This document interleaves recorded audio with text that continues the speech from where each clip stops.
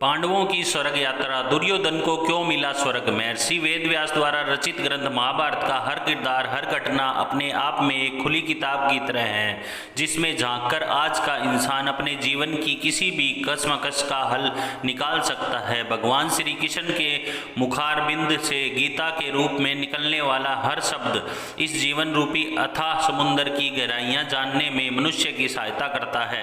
मगर जिस तरह एक सिक्के के दो पहलू होते हैं, उसी प्रकार एक तरफ से खुली किताब नजर आने वाला यह विशाल ग्रंथ कई रहस्यों और कई अनकई कथाओं को भी समेटे हुए है। पांडवों की स्वर्ग यात्रा भी एक ऐसी ही कथा है। 18 दिनों तक चचेरे भाइयों और भारत के तत्कालीन महाराजाओं के बीच कुरुक्षेत्र की रणभूमि में अनवरत रूप से चल रहा था भीषण युद्ध। आखिरकार धृतराष्ट्र के सबसे बड़े बेटे दुर्योधन की वीरगति के साथ ही खत्म हो गया था।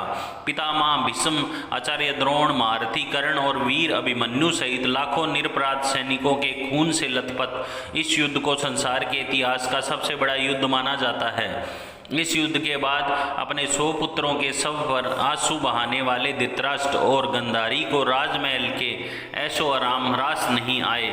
सभी सुख सुविधाओं के बावजूद भी उन्हें राजमहल की 4 दीवारियों में अकेलापन महसूस होने लगा, और इसी अकेलेपन को दूर करने के लिए इस दंपत्ति ने राजमहल छोड़ दिया और अपने जीवन के आखिरी पलों तक वन में निवास किया। दूसरी तरफ भगवान श्री कृष्ण का यदुवंश भी श्राप के प्रभाव से धीरे धीरे खत्म हो गया, जिसके चलते श्री कृष्ण भी पांव में एक तीर लगने के बहाने अपनी लीला समाप्त कर चले गए। इसी बीच इंद्रप्रस्थ और हस्तिनापुर के नए सम्राट युधिष्ठिर ने भी अपने राज्य के विस्तार हेतु अश्वमेध यज्ञ करवाया और अपने भाइयों के साथ आनंद में राजसी जीवन बिता रहे थे। मगर लगभग 36 साल राजसी जीवन बिताने के बाद पांडवों को भी यह आभास होने लगा था कि धरती पर उनका काम भी पूर्ण हो गया है और अब पृथ्वी लोक छोड़ने का समय आ गया है।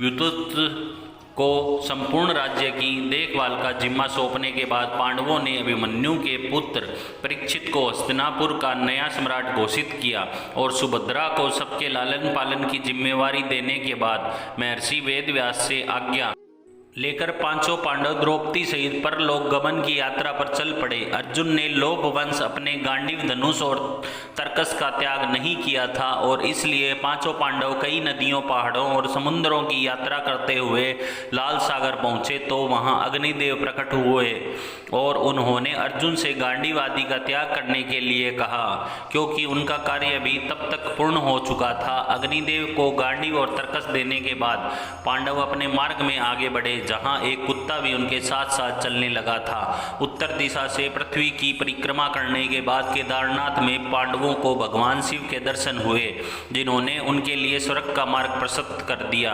आगे जाने की आज्ञा दी। बालू से भरे समुद्र को पार करने के बाद पांडवों ने सुमेरु पर्वत के दर्शन किए और अपनी यात्रा में आगे बढ़ गए।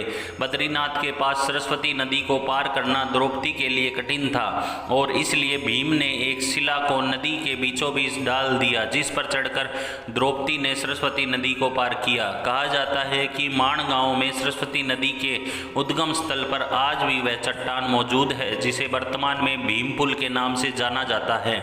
थोड़ी दूर चलने के बाद द्रौपदी एक जगह पर लड़खड़ाते हुए धरती पर गिर गई, जिसे देखकर भीम ने युधिष्ठिर से पूछा कि द्रौपदी ने आज तक कोई पाप नहीं किया, फिर क्यों उसके साथ ऐसा हुआ। इसके जवाब में युधिष्ठिर ने भीम से कहा कि द्रौपदी हम पांचों भाइयों में से सबसे ज़्यादा प्यार अर्जुन से करती थी और पश्चाताप के चलते वो यात्रा के बीच में ही लड़खड़ाकर गिर गई।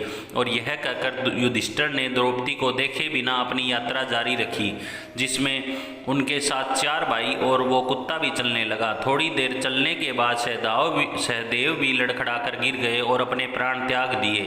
तब भीम ने युधिष्ठिर से सहदेव के पाप के बारे में पूछा तो युधिष्ठिर ने कहा कि सहदेव को अपनी विद्वत्ता पर घमंड था, जिसके चलते वो अपने बराबर किसी को नहीं समझता था। सहदेव की इस दशा का यही कारण है। इसके बाद नकुल भी अपनी यात्रा पूर्ण नहीं कर पाए और बीच रास्ते में गिर गए। तब भीम के द्वारा इसका कारण पूछने पर युधिष्ठिर ने बताया कि नकुल को अपने रूपवान होने का अभिमान था, नकुल के बाद धनुर्धर अर्जुन भी गिर पड़े, जिसका कारण बताते हुए युधिष्ठिर ने कहा कि अर्जुन को अपने पराक्रम और युद्ध कौशल पर अभिमान था और उसने कहा था कि वह एक ही दिन में अपने शत्रुओं का अंत कर देगा, लेकिन ऐसा नहीं हुआ और यही कारण है कि उसको इस तरह की गति प्राप्त हुई। सभी भाइयों के पाप का हिसाब देते हुए युधिष्ठिर उस कुत्ते और अपने भाई भीम के साथ आगे बढ़ते जा रहे थे।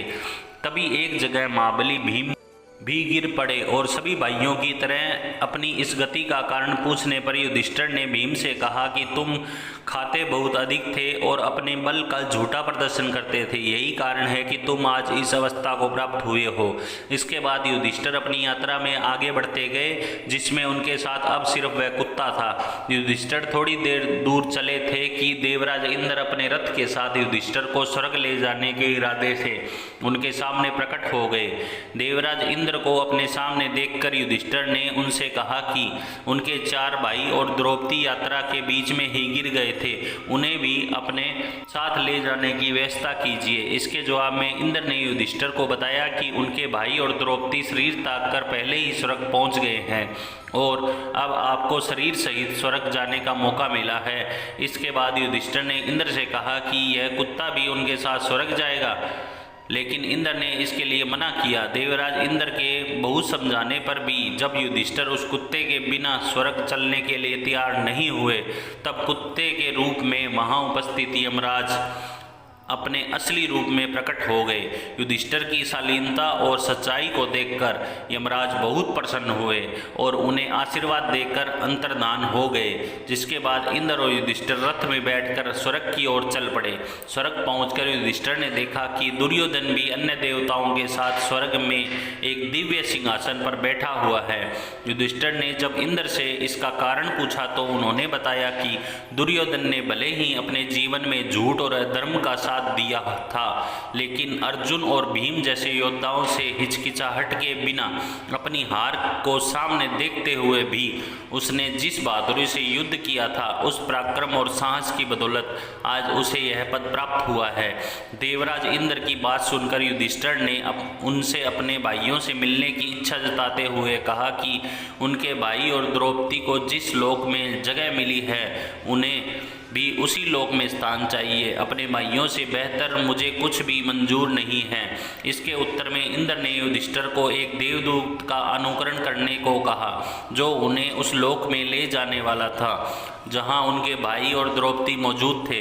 देवदूत के साथ चलते चलते युधिष्ठिर एक ऐसे मार्ग पर पहुंच गए जहां बहुत अंधेरा था और चारों तरफ से बदबू आ रही थी। ऊपर गिद्ध मंडरा रहे थे और उनके आसपास मुर्दे पड़े हुए थे। रास्ते की मुश्किलों से तंग आकर युधिष्ठिर ने देवदूत से पूछा कि उन्हें इस मार्ग पर आगे और कितनी दूर चलना है। इसके जवाब में देवदूत ने कहा कि दरअसल हम 80 पत्थर नामक नरक के किसी मार्ग का भ्रमण कर रहे हैं और देवताओं ने उन्हें यह आदेश दिया था कि जब आप चलते चलते थक जाएं तो मैं आपको वापस ले जाऊं। इसलिए अगर आप थक गए हैं तो हम वापस चलें। युधिष्ठिर ने देवदूत की बात मानते हुए जैसे ही वापस जाने के लिए कदम बढ़ाए, तभी उन्हें दुखी लोगों की आवाज़ें सुनाई दी, जो युधिष्ठिर को रुकने का आग्रह कर रही थी। युधिष्ठिर ने जब उनका परिचय पूछा तो उन्होंने अपना नाम कर्ण, अर्जुन, नकुल, सहदेव, द्रौपदी और भीम बताया। यह सुनकर युधिष्ठिर ने देवदूत से कहा कि तुम वापस चले जाओ, मगर मैं अपने भाइयों को छोड़कर कहीं नहीं जाऊंगा।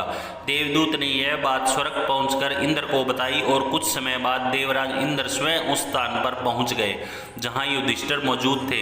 इंद्र ने युधिष्ठिर को बताया कि कुरुक्षेत्र युद्ध के दौरान उन्होंने जिस झूठ का सहारा लेकर आचार्य द्रोण का वध किया था, उसी की बदौलत उन्हें कुछ समय नरक में बिताना पड़ा और अब उन्हें स्वर्ग चलना है जहां उनके भाई पहले से मौजूद हैं। इसके बाद युधिष्ठिर ने देव नदी गंगा में स्नान कर मानव शरीर का त्याग कर दिया और दिव्य रूप धारण कर लिया और उसी रूप में स्वर्ग पहुंच गए जहां अर्जुन, भीम, नकुल, सहदेव उनका इंतजार कर रहे थे। युधिष्ठिर ने देखा कि भीम वायु देवता के पास बैठे हुए हैं, कर्ण सूर्य के समान तेज धारण किए हुए बैठे हुए हैं और नकुल, सहदेव अश्विनी कुमारों के साथ विराजमान हैं। इंद्र ने युधिष्ठिर युधिष्ठिर को बताया कि द्रौपदी का जन्म भगवती लक्ष्मी के अंश में हुआ था। अंत में युधिष्ठिर ने भगवान श्री कृष्ण के दर्शन किए और कुरुक्षेत्र युद्ध में वीरगति को प्राप्त करने वाले हर योद्धा के बारे में उन्हें देवराज इंद्र ने विस्तार पूर्वक बताया।